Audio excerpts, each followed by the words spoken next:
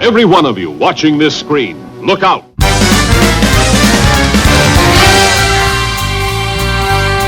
Anything can happen in the next half hour. What did I tell you about cartoons?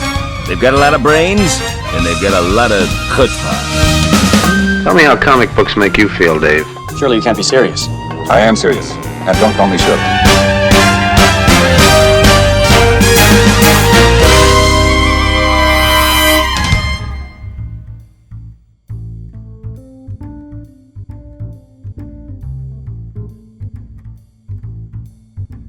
Hello, this is Frantz, Kantor, cartoonist, illustrator, and Toon Talker, and I'm here with Jim Bridges, and I'm the founder of the Australian Cartoon Museum. And we're going to do something unusual today.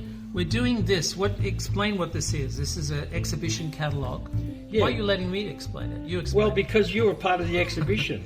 Or you explain it. Well, it's a famous set of cheat sheets by Who put Wally this Wood out first? Black and White Artists Club. and Supernova. And in 2014. 2014. Yeah. So it is 22 panels is the name of the exhibition. We'll get into the catalogue. There's some great Aussie artists in there, but which you show remember. us this. I'm but interested. the premise of 22 panels comes from an artist called Wally Wood. Wally Wood. And who did his best work for EC magazine Yeah. in the 50s. Yeah. So Very prolific. it's been copied over. That's it. But that's a copy of the original. Is Where's the original? this one? So a lot of artists. 22 panels that always work. It's a productivity hack or a cheat sheet, right? Yeah. So it's kind of a layout, a way of looking at composition or layout if you're stuck for an idea. Because remember, when you're doing comics over and over again, right, you need to keep all of the drawings, interesting and try to be as different as you can get. So sometimes when in the process of visual storytelling, you're looking for a composition or an idea to tell the story in an innovative way. Well, like an open panel or a completely dark or close-ups or something. Yeah. So a lot of these are, I actually teach this when I teach storyboards as well because of the similarity between the two visual communication mediums, storyboards. But obviously there was more than comic 22. panels. Obviously there was more than 22. It's just that... it just happened to have 22... on one page, mate. Yeah. He probably had And three... the story is that this was stuck on the back of a illustration table or something. Yeah. And when it changed hands, the guy that found this said, this is a great asset, and photocopied it and sent it around to all of the artists. Yeah. Who is Wally Wood? Well, let's have a look at. We'll just.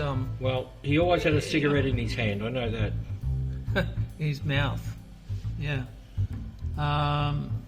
So, Wally Wood. What does he look like? We've got photographs of him, but he's basically. Well, there he is. Yeah. That's Wally Wood. Yeah, he looks like that. He looks like that. So I don't want to sort of go into this Google, deep down into Google. He did Wits End, and he did these beautiful science fiction style ink drawings. Yeah. Fantastic That's stuff. a classic. Yeah, this is a classic. Wits End character, and this is another character that he created called Sally Forth. Yes, Sally Forth. And she was always sallying forth. he loved, space. He loved science fiction. Yeah. Wasn't so keen on horror, but he could do horror. Yeah, he could do horror. Yeah, but he really did like. But the space stories were the best. Technology, because he could get in there and show his beautiful shading. And he also did Marvel. He did what did he do in Marvel comics? He did. What? I'm just trying to remember what he did. He did a lot of stuff. He worked for DC too. I mean, he's a real workhorse, like Kirby. Yeah, but he's I mean, he's that's him doing the Spirit, I think, on the moon. Yes. Spirit on the Moon. So he's like unmistakable style and really great drawer, really cool. Great inker too. Yeah. So that's actually a portrait of him, a self-portrait. Because he's always, and see, he's in a space bubble with a cigarette pod. So, he spent his life smoking. That was his hobby. Sally Forth was kind of a men's. It was sort of a little Annie Fanny in space. Type of, in space. Yeah. Well, not only in space, in the army and stuff. But he'll always be known for. He does beautiful jungles and things as well. Yeah, steamy jungles. Yeah, but mainly it's this space and technology. There's some great. If you Google him and spend some time, you'll see some incredible illustrations of the hardware, mechanics, and stuff of spaceships. There's one very iconic one which I can't seem to find. Oh. Which was a cover of an EC book. Is that where the monsters on the outside of the vehicle? Yeah. It's like looking inside this. It's similar to Frazette's work, actually. That particular. Frazetta is very influenced. His inking style is very influenced by Wally Wood. Yeah. This Wally really loved this stuff. Yeah. This hardware. I can't seem to get one, but. He always had the moon in the pictures, didn't he? Yeah, but he did beautiful moons. Yeah, the craters and things. Oh, there he is on there. Well, that's a famous self-portrait. Yeah. It's sort of all his characters. He hasn't got a cigarette in his hand. Or his mouth. No. It's unusual. But, he was a master of this technique. It just really... This is a very, very polished pen style. Yeah. And pen and brush style.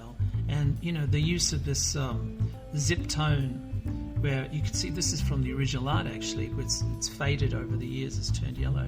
But he used to do some fantastic stuff for EC Comics, and then later on for Warren Magazine, Warren Publishing.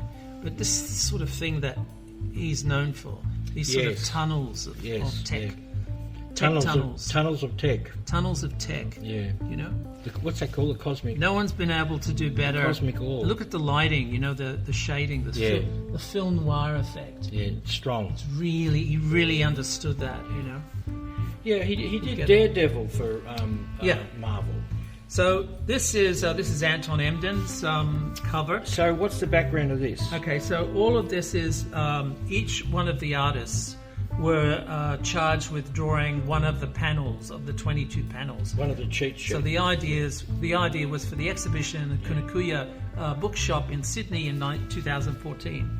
It was all of these artists had a panel to do. So this bookshop had a gallery. Yes. Yeah. Yeah. And these are all the artists, David Bloomstein, Glenn Lelever, Glenn Lumsden, Who's this guy? Tim McEwen, Dean Rankine, it's Kathy Wilcox, it's Jules Faber. It's like a who's who. I don't know how we got in there. But I'm glad they put umlauts. That's a good idea. Well, there you are there.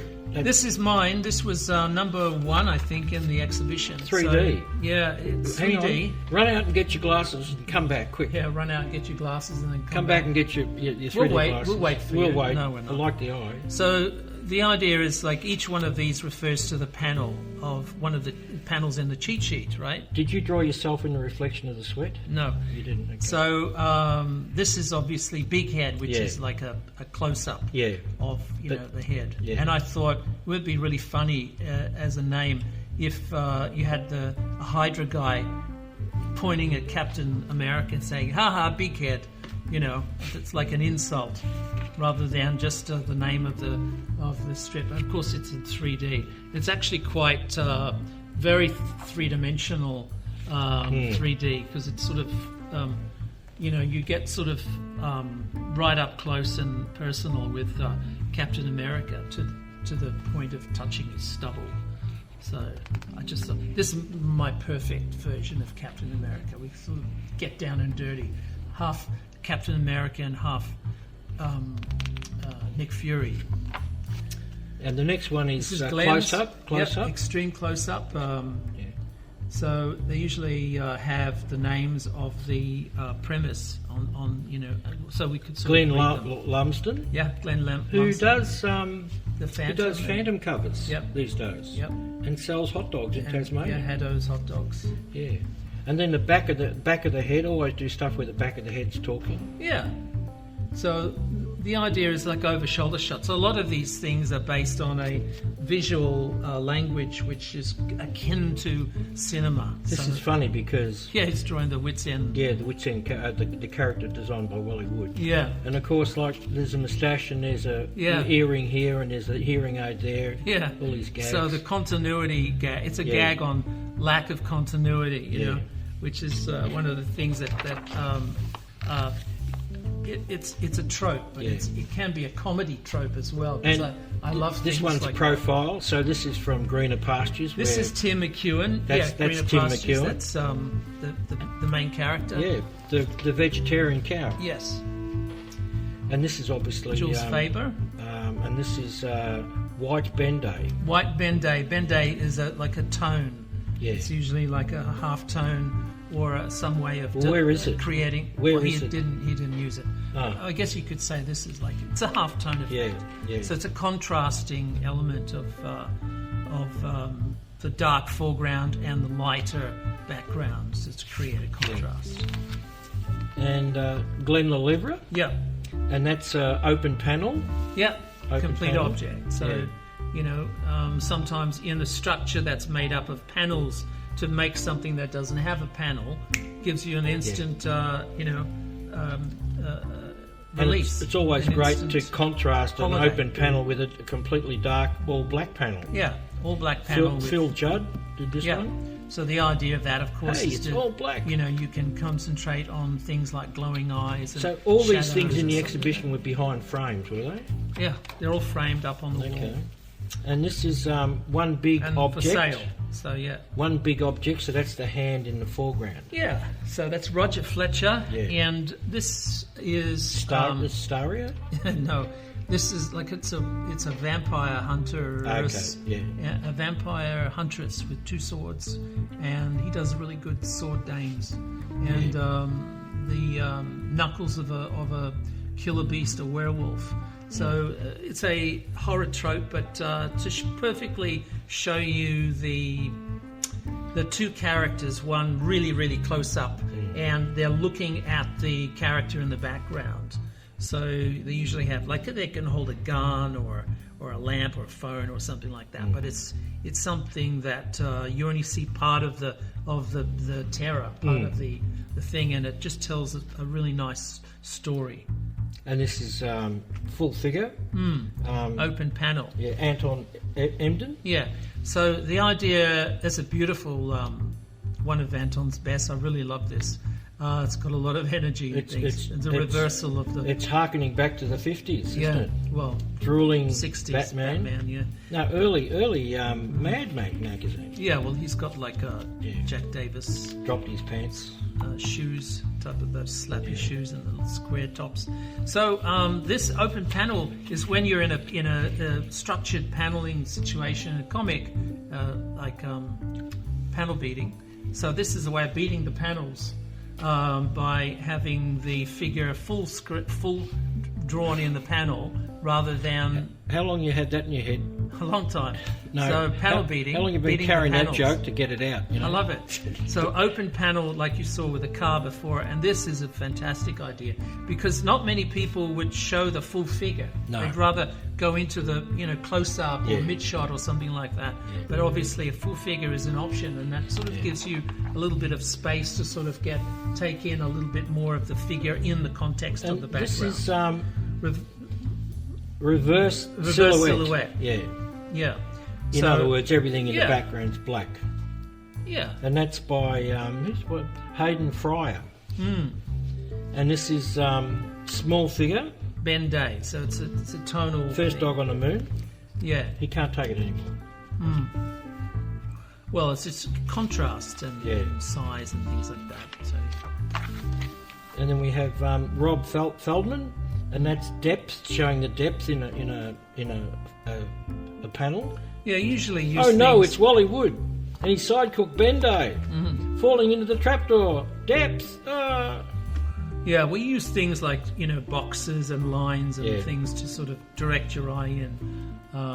Usually perspective. Some but depth.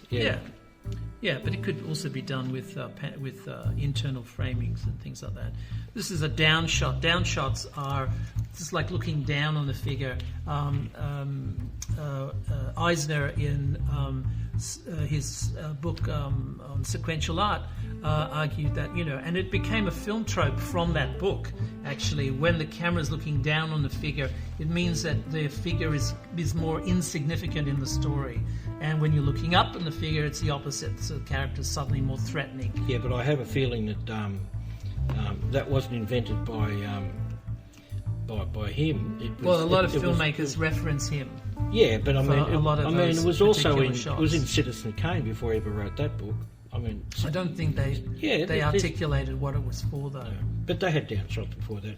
Dean Rankin, this is the down shot, and the shadows. The shadows saying Doe, because this guy does. Dean Rankin does Simpsons comics. Yeah. Doe. And this is L shape. Yeah, L shape is a way of framing the action or the story in a comic panel, so that it just has a little bit of simple shapes to access the scene with. Usually, like if the character's like this, standing at the head of an alley, and you've got some of the alley in the shadow in the foreground or something like that, it gives it a little bit of interest. Yeah, you could also do a reverse L, couldn't you? Yeah. Yeah. Well, it's like almost like a cockeyed way of framing it. Yeah. They're in more than the 22 panels, there would be other things like the Dutch tilt or something like that, if a character's tipping or running or something like that. Now, David Foley has done this one, which is eye level. Yep. And this is a setup of a Wally Wood cover with the superstructure of the ship. They're on a planet, and this kid brings home this weird alien, and Mum says, "No, we don't want it." And it's nice. Yeah. So sometimes things that are not prospectively cued, so an eye level, straight on eye level shot. Yeah. And of course, this is great. Would work. The eyes are love with the mum. I'm lovable. Take me, keep me. And this is side light. David Blumenstein. Yeah, side light or a top. So side light is like a way of creating a film noir effect. Like a character that is somehow silhouetted or only lit by one side, one angle light. So it's to create a sense of drama. Yeah. And Christopher Downs from Tasmania has got Narcissus, pauses for reflection. He's got all these mirrors all around. So you can tell the story and frame the story within a mirror. Well, in Wally Wood, you've got the character standing in the street with a puddle in the foreground, and the character's reflected. Yeah. So it's to give a sense of reflection. Yeah. It's a different angle. It's a different angle too.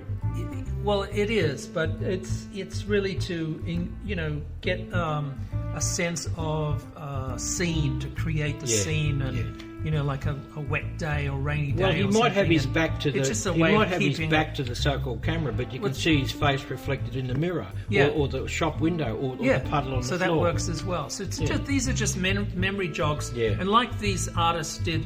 They took that premise and then twisted it. So this is not a puddle. Yeah. Now it's just mirrors. Yeah. So that just adds more interest to the character by creating a sense of varying perspectives. And this is Sarah Firth. Yeah. Pride and Glory. Frame. So a frame element is this is what I do a lot, is to create a sense of proportion, a sense of composition with a framing element. So a frame, essentially a frame within the frame of the comic panel. Yeah, so the garden is framed that or you could panel. Use trees or people or things. So you're kind of looking through this framing element to the action in the background or the midground. This one here is Jason Chatfield, and it's a white Ben-Day background. So again, you know, like it's like the silhouetting, but without so much detail. You don't have a side light or a top light or anything like that. They're just pure silhouettes against something dramatically like a window. It's Ginger Meggs.